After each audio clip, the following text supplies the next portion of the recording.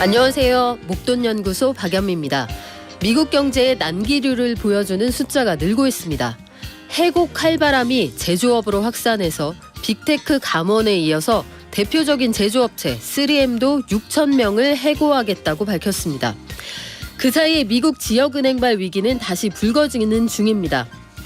미국의 경기가 나쁘면 중국 시장 공략이 어려워진 한국도 고민이 커지죠. 앞으로의 향방은 어떻게 될까요? 저희 목돈연구소가 알려드릴게요. 4월 26일 수요일 박연미의 목돈연구소 개장합니다. TLC No Scrubs 듣고 오셨습니다. 이 노래 저하고 제 친구들이 한동안 댄스에 빠져 있었을 때 정말 좋아했던 노래거든요. 우리 PD가 또 어떻게 알고 관심법으로 선곡을 했습니다. 이 노래 좋아하시는 분들 많으시네요. 한준근님, 제조업 통근버스 기사입니다. 제조업 얘기하시니까 저도 귀가 번쩍 하는데 A조 교대근무 퇴근하는 버스에서 늘 목돈연구소 틀어놓습니다. 한 기사님 감사합니다. 요즘 젊은 사람들이 경제에 관심이 많은가 봐요. S&P 금리 얘기할 때 다들 눈을 반짝이며 수근수근합니다. 자, 오늘도 수근수근 쭉 이어가 주세요. 모두 목돈 만들 그날까지 파이팅!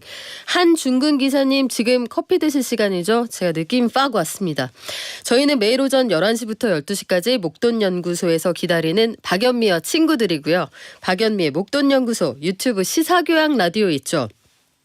시교라로 들으실 수 있습니다. 고릴라 보는 라디오도 있고요. 문자 소개되면 추첨해서 커피 쿠폰 드리죠. 샵 1035 단문 50원 장문 100원 고릴라는 무료입니다. 잠시 후 국내외 증시 간밤에 미국 증시 안 좋았습니다. 특히 나스닥 급락했는데 요거 왜 그러는지 키움증권의 한지영 연구원에게 들어보고요. 일타 경제 이슈 오늘도 풍성하게 채워오신 이데일리 김성훈 기자와 함께할게요.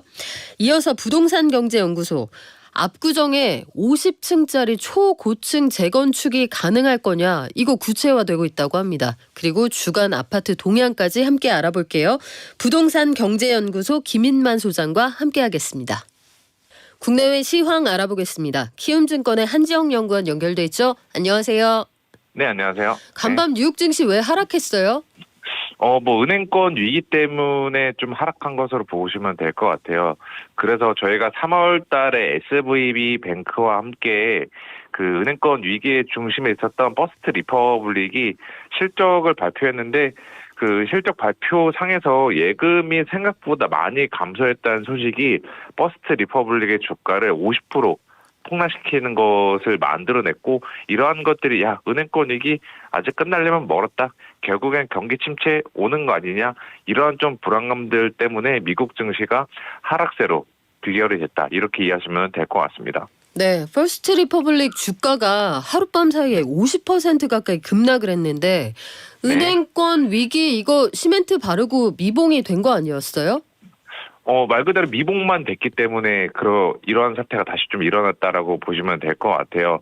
그래서 이번에 퍼스트 리퍼블릭 예금 감소 사태를 계기로 추후 다른 중소형 은행뿐만이 아니라 대형 은행까지 뱅크런 일어나지 않을까 이러한 우려가 부각될 소지가 있기는 하지만 그냥 저는 개인적으로 봤을 때 이번에 은행 위기는 중소형 은행들의 한정된 좀 마이너한 위기, 미시적인 위기라고 보시면 될 것 같아요. 아무래도 정부나 중앙은행 입장에서도 대형 은행까지 뱅크런이 일어나면은 이거는 정말 그야말로 시스템 리스크를 겪어야 되는 거기 때문에 그거를 사전에 차단하는 작업 지난 3월과 마찬가지로 수시로 진행을 할 것으로 저는 생각을 하고 있습니다. 전 세계 경기의 풍향계 역할을 하는 회사 UPS라는 회사가 있잖아요. 네, 맞습니다. 이 회사는 주가가 왜 급락했습니까? 이것도 이번에 실적을 발표했는데 그 1분기 매출이 1년 전보다 6% 정도 감소했고 영업이익은 22% 급감하면서 시장에서 예상했던 예상치보다 그 큰 폭 하회했다는 소식이 지금 주가 급락을 만들어냈다 이렇게 보시면 될 것 같습니다. 그리고 말씀하신 대로 경기 풍향계인데 이 UPS의 실적 둔화는 미 경기 둔화와 또 아시아 수요 둔화까지 더 안 좋아질 거다 이러한 인식들이 부각이 되면서 이 회사의 주가를 10% 넘게 10% 가까이 급락했다라고 보시면 될 것 같고 이게 어제 그 퍼스트 리퍼블릭 뱅크와 함께 미국 경기 정말로 둔화되는 거야 혹은 침체되는 거야 이러한 불안감들을 부각시킨 핵심 재료다. 저는 이렇게 생각하고 있습니다. 계속해서 좀 비관적인 소식들이 전해지고 있는데 일단 네. 빅테크의 실적 발표가 시작이 됐단 말이죠. 네. 첫 테이프를 끄는 회사들 실적 어땠습니까? 예, 뭐 산소호흡기를 달아줬다 이렇게 이해하시면 될 것 같아요. 한 줄로 표현하면은.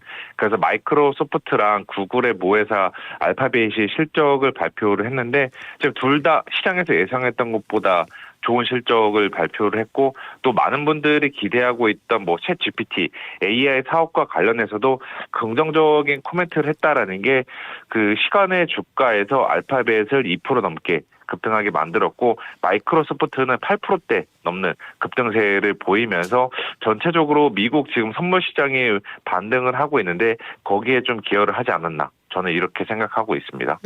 산소호흡기를 달아주었다. 아, 기가 막힌 표현인데 국내 네. 증시는 어려워요. 지금 3거래일째 특정 중소형주들 하한가 계속 기록하고 있는 상황인데 네. 요거 투심에 굉장히 안 좋은 영향 미치지 않을까 싶어요.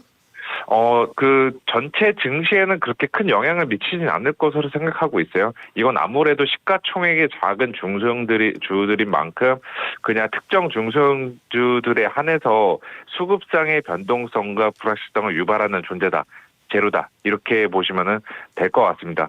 또 이번에 뭐 삼천리, 대성홀딩스 이러한 중소형주들 계속해서 한가가 지금 안 풀리고 있는데 이러한 이슈는 그냥 특정 종목에 관련된 수급상의 이슈 혹은 신용 잔고 투자를 통한 반대 매매 이슈와 관련된 문제인 만큼 전반적인 증시에 미치는 영향력은 시간이 지날수록 감소할 것으로 보고 있고 이거는 지금 우리 증시에 반영이 되고 있다 이렇게 이해하시면 될 것 같습니다. 그리고 오늘 장 시작할 즈음에 SK 하이닉스도 확정된 1분기 실적을 내놨습니다. 하이닉스 실적은 어떻습니까? 뭐 주가부터 가장 궁금했을 텐데 하이닉스 주가가 지금 3%대 넘게 급등세를 보이고 있습니다. 그래서 2분기 영업 손실을 입었는데 영업 손실 규모가 3.4조 원으로 지금 대폭 지난 전분기에 비해서 많이 확대가 됐지만 시장에서 예상했던 것보다는 덜 손실을 봤다라는 점이 이 하이닉스 주가 급등세를 유발했다라고 보시면 될 것 같고 또 하이닉스 측에서도 코멘트를 하기를 메모리 반도체의 다운턴 상황이 1분기에도 지속이 되고 수요 부진과 제품 가격 하락 추세가 이어져서 이번에 매출이 감소했다라고 이야기를 했지만 하지만 동시에 이번 1분기를 저점으로 점진적으로 판매량이 늘어나면서 2분기에는 실적이 반등할 것이다 라고 밝혔습니다. 이러한 것들이 지금 반도체주 드디어 실적 바닥 찍고 올라가는 것이 아닐까 이러한 기대감들이 형성하면서 비단 그 SK 하이닉스뿐만이 아니라 삼성전자도 지금 주가가 0.5%대 상승을 하는 등 전체적으로 반도체주 투자 심리는 호전되고 있다. 이렇게 이해하시면 될 것 같습니다. 네, 증시란 정말 알다가도 모르겠습니다. 실적이 나쁘니까 이제 올라갈 일만 남았다 이런 기대감이 형성되고 있다는 건데 오늘 우리 장 전반적으로 어때요?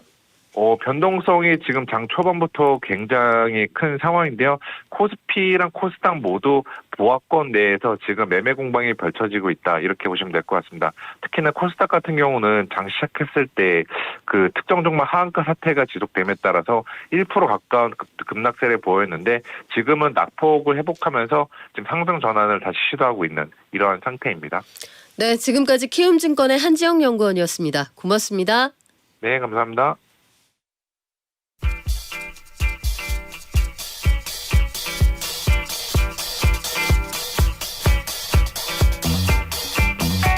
목돈연구소에 지분이 꽤 많은 분이에요. 1과 2분의 1, 월수금 일타경제 담당이죠. 이데일리 김성훈 기자 오셨습니다. 안녕하세요. 네, 안녕하십니까. 1과 2분의 1이라는 노래 알아요? 투투. 네. 그래요. 세대가 그닥 멀지 않다는 느낌이 드네요. 황혜영 씨였나요? 거기 계셨던 분이. 뭐 네. 그 정도 알면은 같은 세대네요. 같은 세대 맞습니다. 그래요. 오늘 아침에 네. 따끈따끈한 소식 나온 것부터 좀 전해주셨으면 좋겠는데 네. 하이닉스 추정치하고 확정치가 뭐 많이 달랐나요? 어때요? 거의 좀 비슷했다 이렇게 일단 보시면 되고 앞서 좀 이야기가 들으셨겠지만 조금 더 구체적으로 설명을 드리겠습니다. SK하이닉스가 올해 1분기 매출이 5조 881억 원, 영업손실 3조 4,023억 원을 기록을 했습니다. 순손실은 2조 5,855억 원을 기록했다고 덧붙여서 밝혔는데 영업이익은 전년 동기 대비 적자 전환했고요. 매출 규모는 58% 줄었습니다. SK하이닉스는 수요 부진과 제품 가격 하락 추세가 이어지면서 전분기 대비 매출이 감소하고 영업손실은 확대됐다고 밝혔는데요. 다만 1분기를 저점으로 점진적으로 판매량이 늘면서 2분기에는 매출 실적이 반등할 것으로 보고 있다고 밝혔습니다. SK하이닉스는 1분기에 고객이 보유한 재고가 감소세로 돌아섰고 2분기부터는 메모리 감산에 따른 공급 기업들의 재고도 줄어들 것으로 예상이 되는 만큼 하반기에는 시장 환경이 한층 개선될 것이다 이렇게 전망을 했는데요. 최근에 얘기가 많이 나오고 있는 챗 GPT라던가 네. AI용 고성능 서버 시장 규모가 커지고 있다는 것도 긍정적인 영향이라고 SK하이닉스는 설명했습니다. 그래요. SK하이닉스는 오늘 주가가 올라간답니다. 그래도 네. 오랜만에 반가운 소식인데 EU가 그 빅테크들을 강력하게 규제하겠다. 이게 네. 간밤에 나스닥에도 영향을 미쳤다라고 하거든요. 네네. 어떤 걸 어떻게 규제한다는 얘기예요? 이 유럽 연합 EU가 네. 허위 정보라든가 불법 유해 콘텐츠 확산을 막기 위해서 당장 오는 8월부터 구글이나 트위터 등 이 대규모 핀테크 온라인 기업에 강력한 규제를 하기로 했습니다. EU 집행위원회는 25일 디지털 서비스법 강화 규제가 적용되는 초대형 온라인 플랫폼 및 검색 엔진 19개를 지정했다고 밝혔는데 이 디지털 서비스법이라는 것은 특정 인종이라던가 성, 종교에 있어서 편파적 발언이나 테러, 아동 성학대 등과 같은 컨텐츠 온라인 유포를 막기 위해 도입된 법률인데요. 이 불법 유해 컨텐츠 확산을 방관했다는 비판을 받는 대형 플랫폼의 책임을 강화하자는 취지입니다. 법 자체는 지난해 11월 발효가 되긴 했는데 19개 플랫폼에 대한 규제는 오는 8월 25일부터 본격적으로 적용될 예정입니다.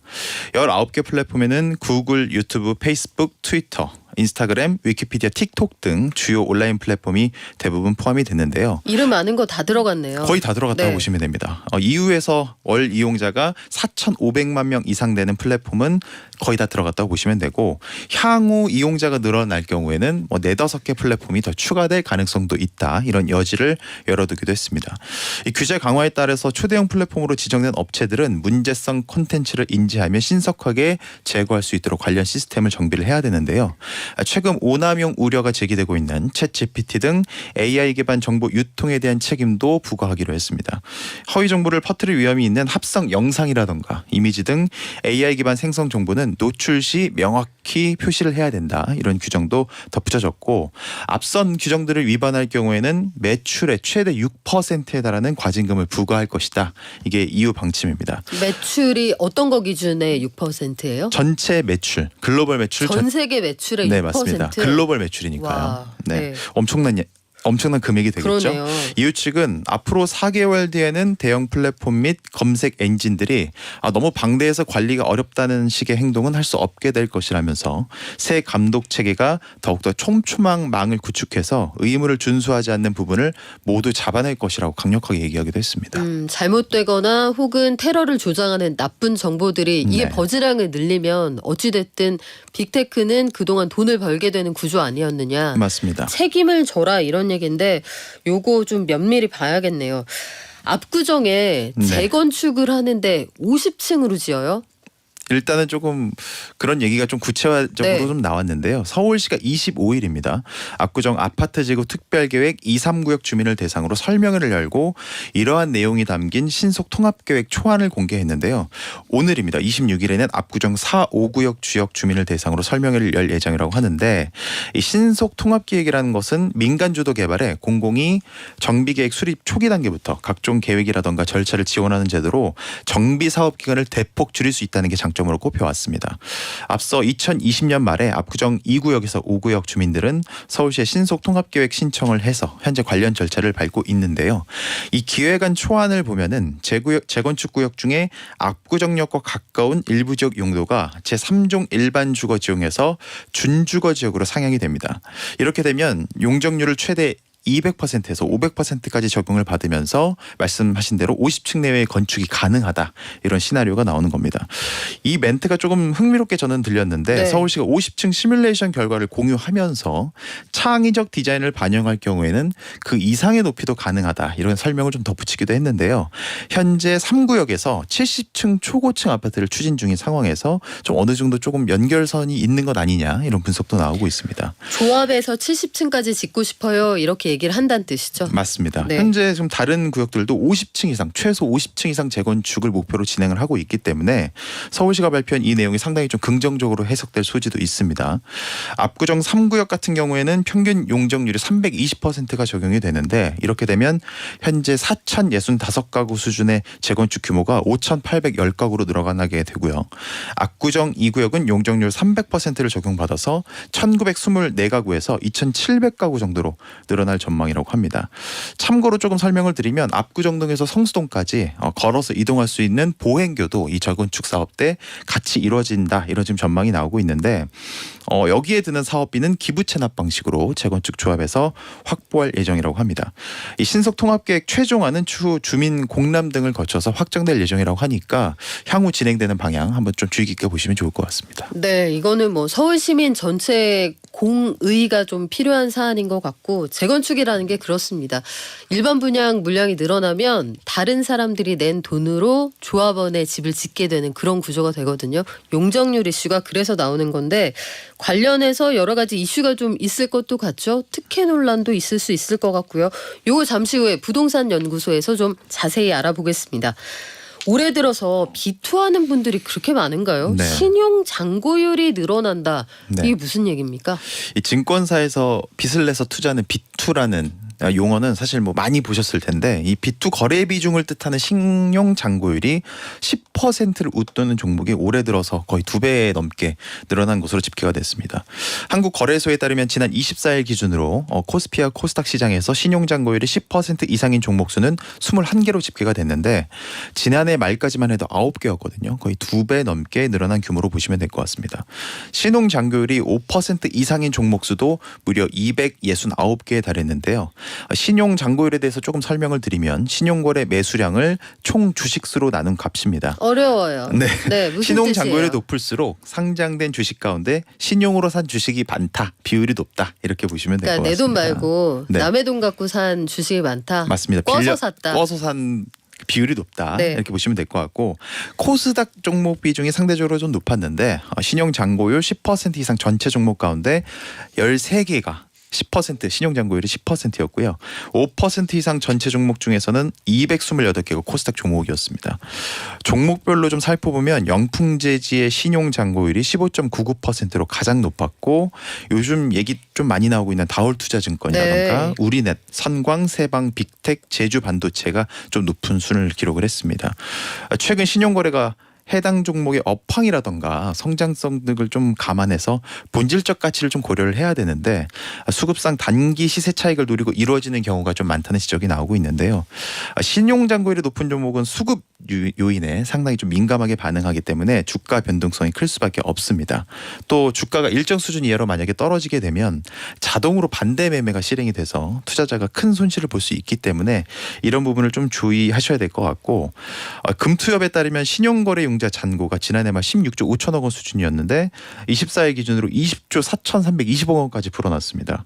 이 가운데 코스닥 시장 신용거래 융자 잔고가 10조 5,600억 원이라고 하니까 이 빌려서 투자한 규모가 상당히 지금 많이 늘어나고 있구나 이렇게 좀 이해하시면 좋을 것 같습니다. 1분기에 증시를 보시고들 그렇게 하는 건지 모르겠는데 네. 이게 저금리 때랑 비슷하네요.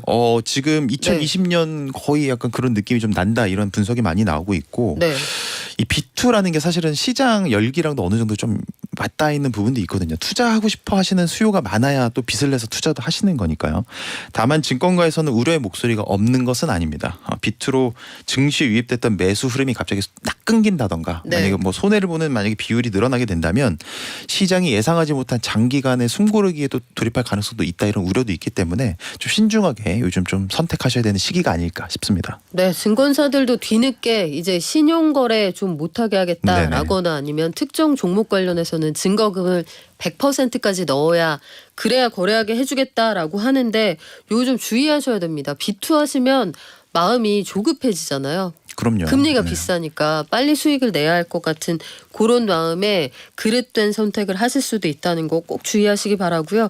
기대 인플레이션이 좀 하락했다. 네. 기대 인플레이션이 뭐예요? 소비자들이 생각하는 물가 전망이라고 생각하시면 될 것 같습니다. 지금 물가 말고 앞으로 어떻게 될 맞습니다. 거다. 이걸 좀 기대 인플레이션율이라고 하는데 두 달째 하락을 하면서 3% 중반까지 내려왔다는 소식입니다. 한국은행이 발표한 4월 소비자 동향조사 결과를 보니까 4월 기대 인플레이션율은 3월 3.9%보다 0.2%포인트 낮은 3.7%로 집계가 됐습니다. 지난해 5월 3.3% 이후 11개월 만에 가장 낮은 수준인데요. 향후 1년간의 소비자 물가 상승률 전망치인 기대 인플레이션율은 지난해 12월에 3.8%에서 지난 1월에는 3.9%, 2월에는 4%까지 찍었습니다. 이후 두 달 연속 떨어지면서 3% 중반까지 내려온 건데요. 한국은행에서는 공공요금이라던가 서비스 가격이 여전히 높은 수준이긴 하지만 서구 가격의 하락폭이 확대가 됐고 가공식품 오름세가 둔화하면서 기대 인플레이션율이 내려갔다고 설명을 했습니다.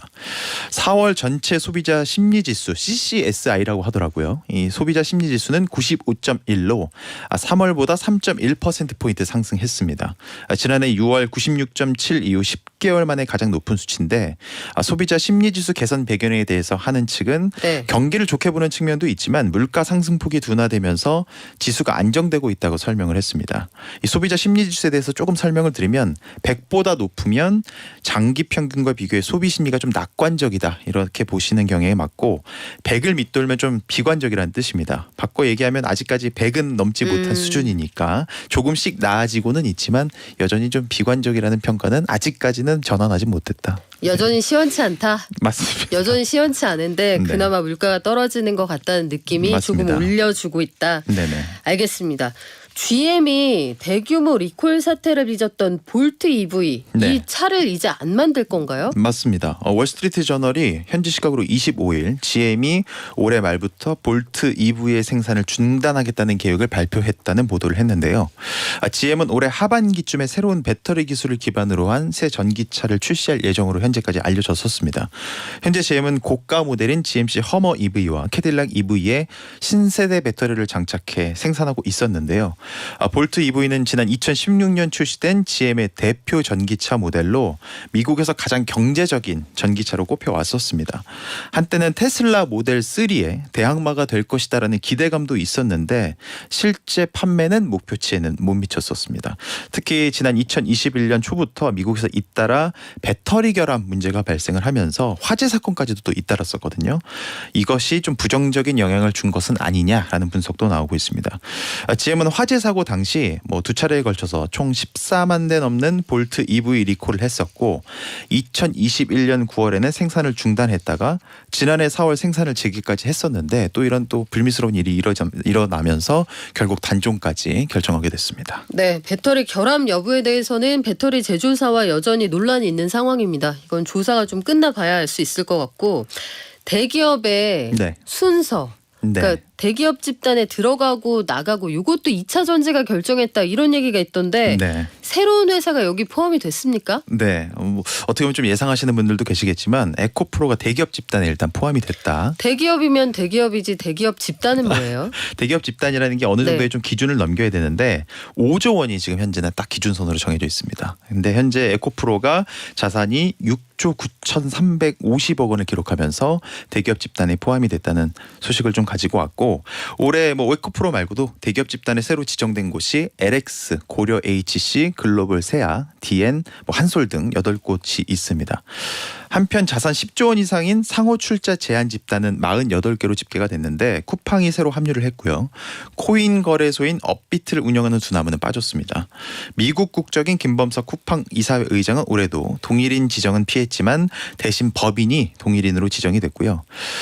이 대기업 관련해서 조금 얘기를 드리자면 네. 대기업 순위 1위부터 4위까지 일단 말씀을 드리면 삼성, SK, 현대차, LG가 차지했습니다. 이 정도면 다 약간 좀 이해하시는 부분도 있을 텐데 보통 5위가 롯데그룹이었는데 지난해 6위였던 포스코가 네. 5위로 한 단계 상승했고 2010년부터 지난해까지 5위를 차지했던 롯데그룹은 이번에 6위로 한 계단 내려왔습니다. 포스코는 왜 올라갔어요? 여러 가지 좀 이유가 있겠지만 포스코가 지금 영위하는 어떤 그 철강 사업도 마찬가지고 네. 그 포스코가 좀 관련해서 여러 가지 투자도 많이 하고 있는데 이게 조금 호실적으로 좀 연결이 된 것 아니냐 지금 이런 분석이 나오고 있습니다. 포스코도 2차 전지와 무관치 않을 겁니다. 역시 이 네. 순회를 바꾸는데 그 산업이 어떻게 구조화되고 변화되는지 아마 느껴지실 텐데 자 미국에서 네. 지금 우리 박미단의 그 행보에 굉장히 촉각이 쏠려 있는 그런 상황이잖아요. 네. 한미 경제 안보 협력에 반도체 관련 투자 조율 이것도 포함이 된다. 네. 구체적으로 좀 알려주세요. 오늘 윤석열 대통령과 그 조 바이든 미국 대통령 오늘 오후죠 한국 시간으로 정상회담이 있죠. 네네, 정상회담이 있는데 백악관이 한미 간 경제 안보 협력과 관련해서 반도체 관련 투자 조율도 포함이 되고 경제 압박에 대해 중요 기술을 지켜내는 노력도 포함이 된다 이런 입장을 밝혔습니다. 앞서 한미 정상회담을 앞두고 미국이 한국 기업의 대중국 반도체 수출 제한을 요청했다는 외신 보도와 관련된 백악관 입장을 묻자 이렇게 답변을 한 건데요. 영국 파이낸셜 타임스가 23일입니다. 소식통을 인용해서 미국이 윤 대통령 방미를 앞두고 중국이 미국 마이크론의 반도체 판매 금지를 부족해질 경우에 한국 반도체 기업이 그 부족분을 채우는 일은 없게 해달라고 한국 정부에 요청했던 일이 보도가 됐었거든요. 존 커비 백악관 전략소통조정관은 바이든 행정부와 윤석열 행정부는 함께 협력을 굉장히 심화해 왔다면서 국가 안보에 국한하지 않고 경제 안보 더 나아가서는 우리가 가진 첨단 기술 보호에 있어서도 협력을 굉장히 강화했다고 설명했습니다. 이 백악관 반응은 미국의 대중국 반도체 견제에 한국도 좀 어느 정도 동참해 주기를 바란다는 취지로 좀 해석이 지금 되고 있는 상황인데요. 여기서 더요? 네. 네. 뭐 너무 잘 아시겠지만 미국 인플레이션 감축법이라던가 반도체법 시행으로 한국 기업에 대한 좀 불이익 우려가 좀 제기되고 있는데 이에 대해서 백악관 측은 미국에 투자한 많은 대한민국 기업이 현재 많은 혜택을 받고 있다 이런 좀 설명을 하면서 한국 기업들이 2021년 이후 500억 불 이상을 미국에 추가로 투자하겠다고 입장도 밝힌 상황에서 반도체 산업 관련 공급망 회복력을 유지하는데 모두 노력을 지속하겠다 이런 입장을 덧붙이기도 했습니다. 네, 여러 가지 해석이 남을 것 같은데 일단 박미단의 성과를 기대해 보겠습니다. 지금까지 일타경제 이슈 이데일리의 김성훈 기자였습니다. 고맙습니다. 네, 감사합니다.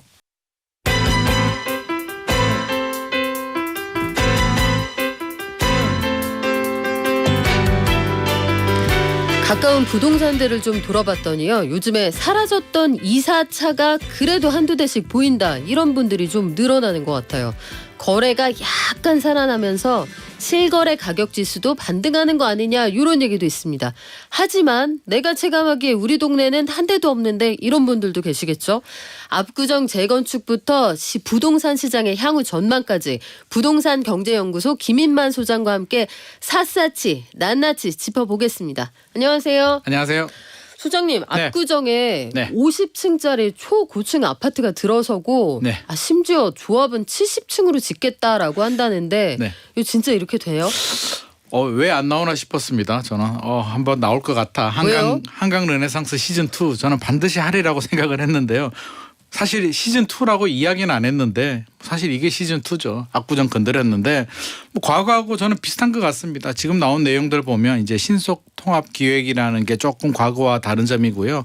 신속 통합 기획이라고 한다면 정비 계획에서 구역 지정까지 인허가 절차를 좀 단순화하겠다. 기존에 한 5년 걸렸는데 네. 2, 3년 정도 단축시키겠다. 그리고 여러 가지 인허가 절차라든지 여러 가지 뭐 많은 지원을 해주겠다. 그래서 민간이 재건축 정비 사업을 하는데 공공이 태클을 걸지 않겠다. 최대한 신속하게 할 수 있도록 도와주겠다라는 사업인데요.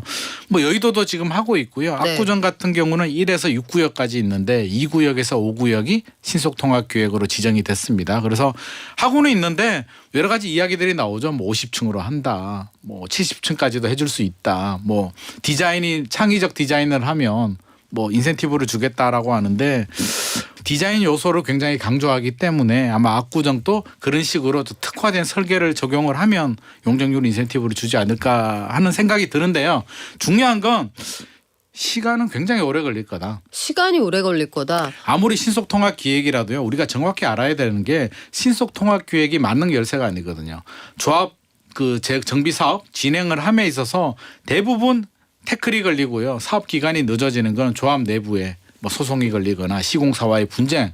소송 하나 걸리면 보통 3년에서 5년 그냥 가버리거든요. 그래서 결국에는 여기서 시간을 다 잡아먹는 거지 공공이 못해서 안 되는 거는 잘 없다. 물론 공공이 태클을 걸면 안 될 수도 있겠죠. 근데 오세훈 서울시장 임기가 좀 체크를 해봐야 되는데요. 이게 서울시장이 바뀌면 또 다른 변수?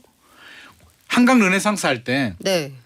50층까지 풀어준다라고 했거든요. 고층 개발해주겠다라고 했는데 그때 아마 그 한강 르네상스가 뭐 전략정비구역, 유도정비구역 이런 게 나왔는데 성수동에 가면 성수 전략정비구역이 있거든요. 1구역에서 4구역이 있는데 이게 신나게 추진을 하다가 이제 서울시장이 바뀌면서 중단이 돼 버렸거든요. 근데 그거를 그 행정의 일관성이라는 게 있고 네. 행정법에 보면 신의 성실의 원칙이라는 게 있잖아요. 네네. 그러니까 해준다고 했다가 네. 지자체장이 바뀌고 나서 아유 저희 생각해 보니까 바꿀게요 이렇게 할 수 있어요? 그게 어디서 바뀌냐면 이제 예를 들어서 층고 제한. 예전에 한강 르네상스 하면서 이제 성수 전략정비구역도 50층까지 해준다고 했거든요. 추진을 했는데 서울시장이 바뀌면서 이제 박원순 전 서울시장을 가면서 개념이 달라지죠. 야, 층고 너무 높이면 안 돼. 35층 정도만 해. 한강은 모든 사람들이 볼 수 있어야 되는데 특정 단지에서 높게 하면 안 된다라고 해서 기준을 바꿔버립니다. 그럼 35층 기준에 걸려서 결국 건축 심의가 안 나왔거든요. 그래서 성수 전략정비구역은 아직도 못 하고 있습니다. 근데 이거 흐름을 잘 타면 트리마자 같은 경우는 이제 그때 오세훈 서울시장이 풀어줄 때 잘 타가지고 잘 된 케이스고요. 타이밍이 잘못 맞으면 안 될 수도 있겠다. 그래서 저는 지금은 큰 기대는 하지 않고요. 일단 한번 지켜보자. 압구정이 드디어 한번 시작을 하나? 할 때가 되긴 됐죠. 굉장히 오래됐기 때문에 해야 되는데 진통은 굉장히 많겠다. 아무리 빨라도 한 15년 걸리지 않을까. 그러면 압구정에 이런 말씀 드리면 좀 그렇지만 연세 많으신 분들이 많거든요. 그런데 살아생전에 입주할 수 있을까? 이게 그런 문제도 기간의 문제도 있지만 네. 지금 의견 주시는 분들의 입장이 다양하게 갈립니다. 정수진님 의견처럼 50층이요? 그 동네 가뜩이나 차 밀리는데 복잡해서 못 가겠네요 라고 해주셨고 네.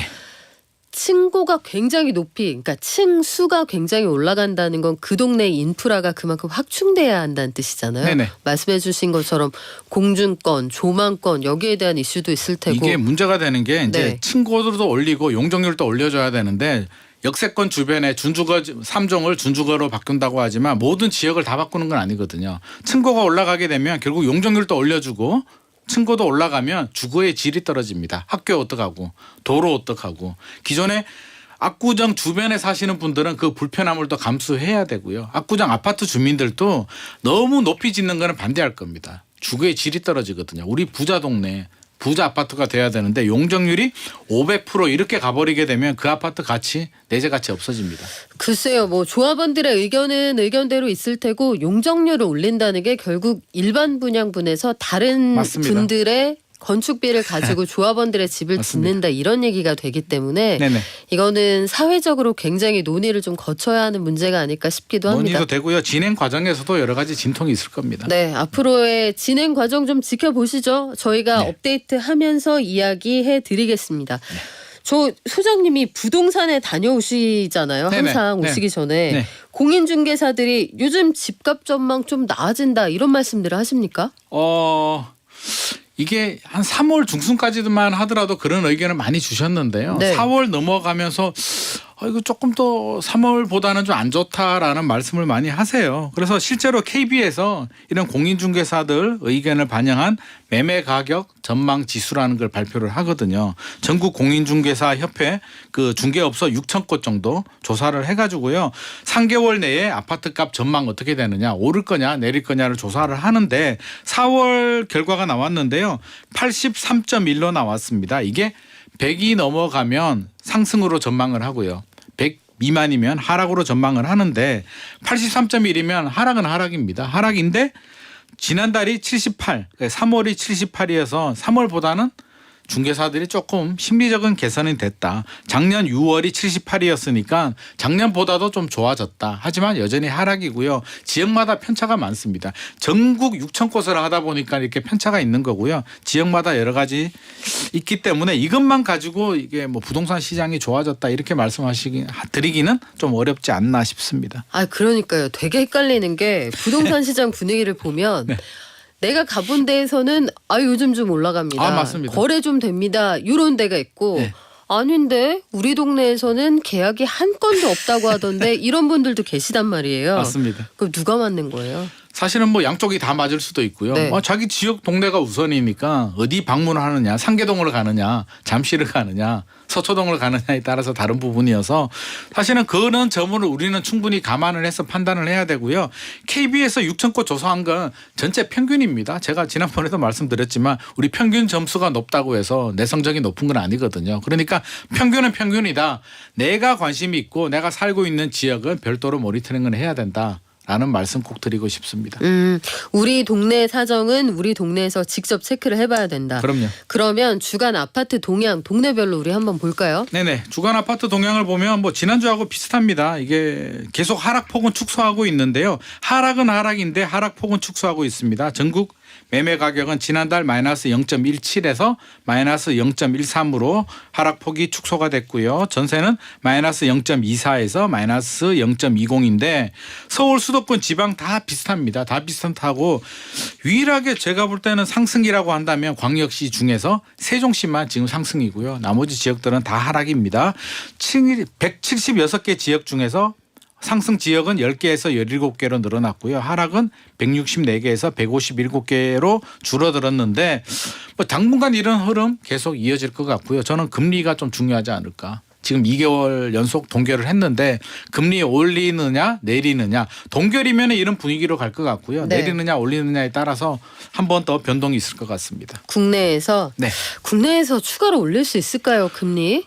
쉽지 않습니다. 쉽지 않아요. 네. 저도 쉽지 않다라고 생각을 하고 우리 모두 다 그렇게 생각하는데 예상과 다르게 혹시라도 25bp 0.25 정도 올려버리게 되면 다시 시작이야? 공포감이 조성이 되면서 의외로 하락폭이 또 클 수도 있습니다. 그래서 네. 그런 일은 안 생겨야 되는데 잘 모르겠습니다. 항상 예상하지 못하는 변수들은 또 생길 수 있으니까요. 네, 그 간밤에 퍼스트 리퍼블릭 주가 하락하는 이런 상황들 보면 네. 미국에서 5월 FOMC에서 0.25%포인트 올린다고 해도 그 뒤로 할 수 있을까 이런 생각이 들어요. 0.25면 저는 제 생각은 한국은행 못 올릴 것 같고요.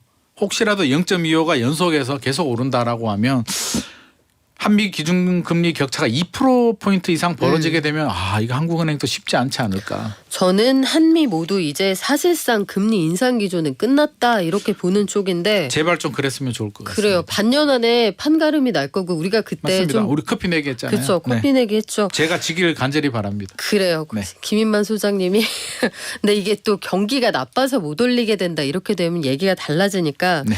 금리 변수가 아직 남아있다 이런 말씀으로 저희가 이해를 하겠는데 아직도 끝나지 않는 참 가슴 아픈 사연들이 있습니다. 네. 전세 사기 이게 인천 미추홀구뿐만 아니라 들여다보니까 동네가 점점 늘어나는 것 같아요. 계속 늘어나고 있습니다. 네. 동탄, 구리도 지금 규모가 점점 커지고 있고요. 가담한 공인중개사가 뭐 40명 지금 뭐 조사받고 있는 상황이고 대전도 그렇고요. 네. 지금 지방 전국적으로 퍼지고 있기 부산도 때문에 있잖아요. 부산도 있고요. 네. 제가 볼 때는 안 드러나서 그렇지 아마 전국이 다 있을 겁니다. 아니 사기꾼이 사기를 치는데 네. 특정 지역만 가려가면서 치진 않거든요.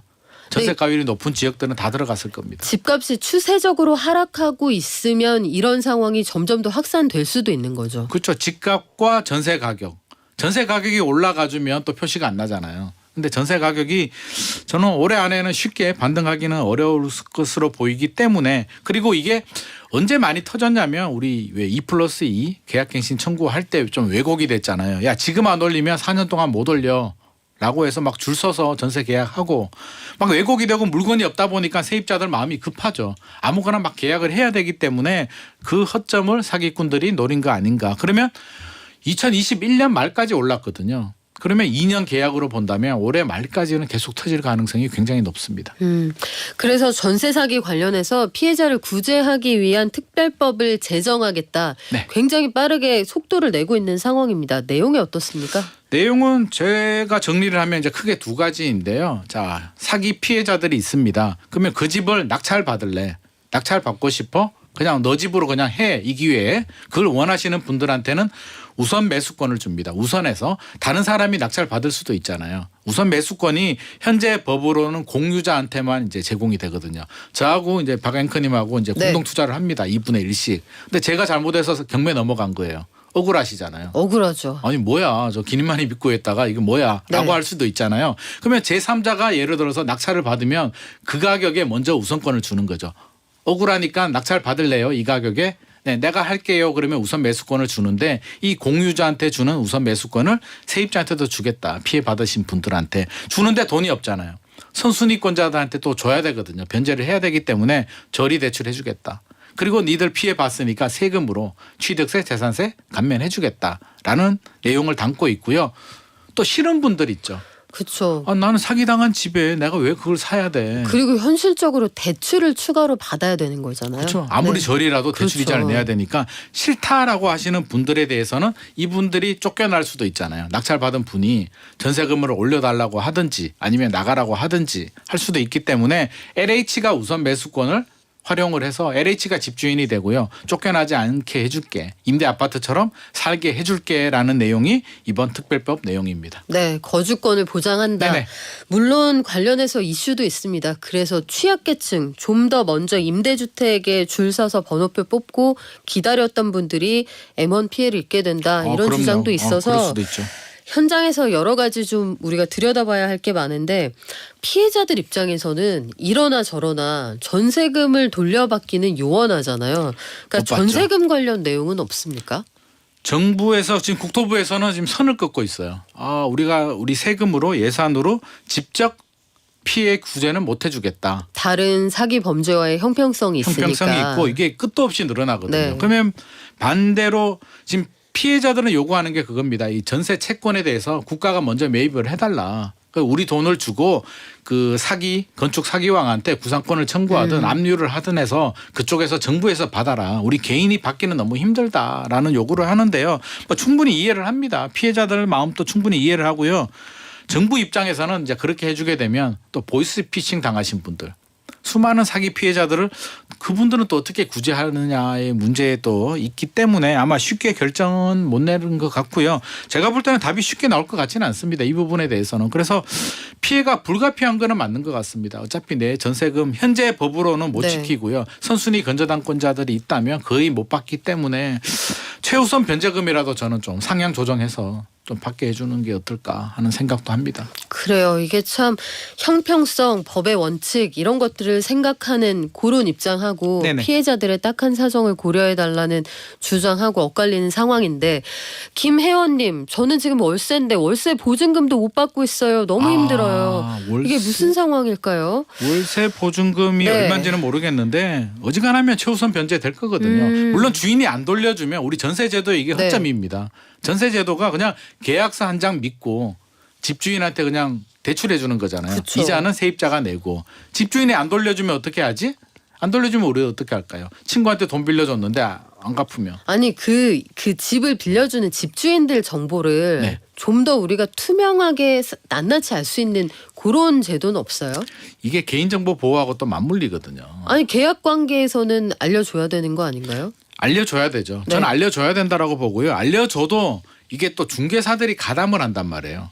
문제 없다라고 하면 이게 2030 사회 경험이 없는 분들은 넘어갈 수도 있기 때문에 저는 제공해주는 수준에서 그치는 게 아니라 좀 더 적극적으로 예를 들어서 우리 보증보험 가입하잖아요. 우리 중개사들 개업할 때 그 공제 증서를 반드시 첨부해야만 허가가 나오거든요. 그러면 계약서도 계약서 쓰고 보증보험 회사 가서 이제 가입 여부 확인하고 계약서라든지 아니면 가입 여부를 확인한 다음에 그 서류를 제출해야만 저는 계약이 마무리되도록 그거 안 나오면 계약 무효시키는 그런 법안이 필요할 것 같고요. 그러면 허그 같은 보증보험 회사에서 조사를 해야죠. 전문 기관에서 그런 권한을 준 다음에 이 집주인 확인해 보니까 주택수가 너무 많네. 세금 체납이 너무 많네. 또 대출을 너무 많이 받았네. 전세가율이 높네. 확인한 다음에 아무래도 우리 보험금 떼일 것 같아라는 생각이 들면 나도 오케이. 허가를 안 해주는 거고요. 발행을 안 해주게 되면 계약 자체가 안 되도록 저는 그런 조치가 이제는 필요하지 않나 하는 생각도 듭니다. 지금은 계약이 되어 있는 상태에서 그거 해야 들고 되죠. 가야 그렇죠. 보험에 가입이 되잖아요. 그렇죠. 대부분 사람들이 또 그냥 되는 줄 알아요. 그럼 계약 끝나고 안 된다라고 하면 계약 물려주세요 하면 안 물려주거든요. 그러니까 그런 건 이거는 어때요? 그 에스크로 제도 같이 네네. 전세에 들어가기 전에 그걸 제3의 공인된 기관이 잠깐 맡아뒀다가 요거 좀 이상한데 불안한데 그러면 환불해주는 그런 제도는 어때요? 그 반드시 필요합니다. 저도 거기 적극 공감하고요. 네. 그러니까 계약금도 마찬가지입니다. 계약금을 집주인한테 주는 게 아니라 그런 에스크로 권한이 있는 뭐 허그 같은 기관한테 줘서 계약금 보관하고 있다가 조사해 보니까 문제가 있어. 이 계약 안 되겠네라고 하면 그냥 집주인한테 주는 거죠. 우리 네이버 쇼핑하는 것처럼 네. 구매 확정해야 돈 입금되잖아요. 그렇죠. 쇼핑몰 업자한테. 네. 그러니까 저는 계약도 그렇게 돼야 된다.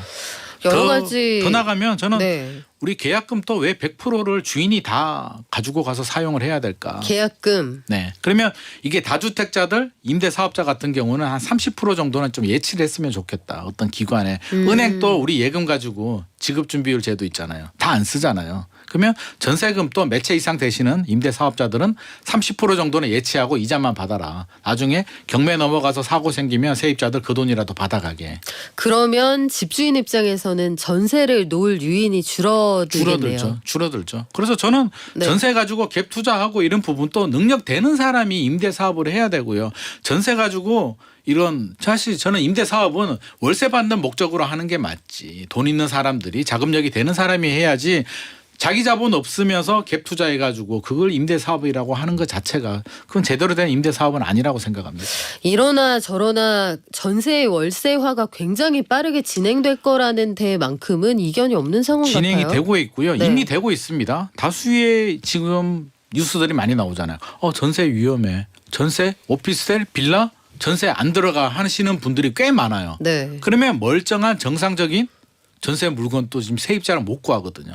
본의 아니게 지금 깡통 전세가 생기고 있는 상황이기 때문에 저는 전세의 이런 종말 점점 가까워지고 있다. 빨리 이런 예방 조치를 만들어서 전세 제도를 안정화시켜야지 이대로 방치하면 저는 위험할 것 같습니다. 네, 실제로 올해 1, 2월에 거래된 임대차 계약 3건 중에 2건이 월세 계약이었습니다. 최형숙 님도 비슷한 의견 주시네요. 이 전세 고민됩니다. 잘 알아봐도 이게 문제가 될 수 있다는데 하셨는데요. 다 그런 건 아니겠죠. 하지만 꼼꼼한 고민 그리고 알아보시는 과정 필요합니다. 오늘 말씀 여기까지 드릴까요? 지금까지 부동산 연구소 김인만 소장이었습니다. 고맙습니다. 감사합니다. 이재환님 그렇습니다. 임대사업 바르게 하는 집주인들이 훨씬 많죠. 사회 시스템을 유지하는 건 이렇게 바르게 규칙을 지키는 분들 그런 분들이 사회 시스템을 유지하시는 거죠. 일부의 일탈이 문제가 되는 것인데 요 새는 구멍을 어떻게 막아 나갈 것이냐. 약자를 대하는 태도가 그 사회의 품격을 가른다. 저는 그런 생각이 들더라고요. 우리가 이 빈틈을 메워가는 그 노력 정치권이 어떻게 보여주는지도 함께 지켜보겠습니다. 이영희님 오늘도 꼼꼼한 얘기 감사합니다. 오늘만요? 아니요. 내일도 꼼꼼할 예정이고요. 모레도 꼼꼼할게요. 저희는 매일 오전 11시 SBS 목돈연구소입니다. 내일 만나요.